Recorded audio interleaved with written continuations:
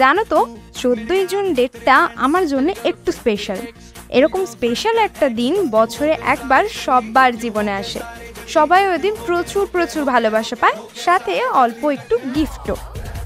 ভাবলাম কেন না এই দিন নিজে নিজের জন্য একটা কিছু তৈরি করি, আর তোমাদেরকেও দেখিয়ে দিই তোমরা কিভাবে একটু এফর্ট লাগিয়ে নিজেদের হাতে প্রিয়জনদের দেওয়ার জন্য একটা সুন্দর কার্ড বানিয়ে ফেলতে পারো।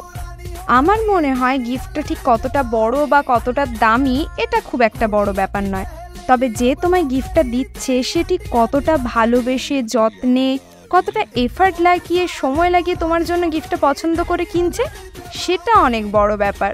তোমরা তো বুঝেই গেছো আমার জীবনে 14ই জুনটা কেন স্পেশাল একটা দিন। তাহলে চলো কমেন্ট বক্সে আমায় চটপট উইশ করে দাও দেখি। আজকের মতো চলি।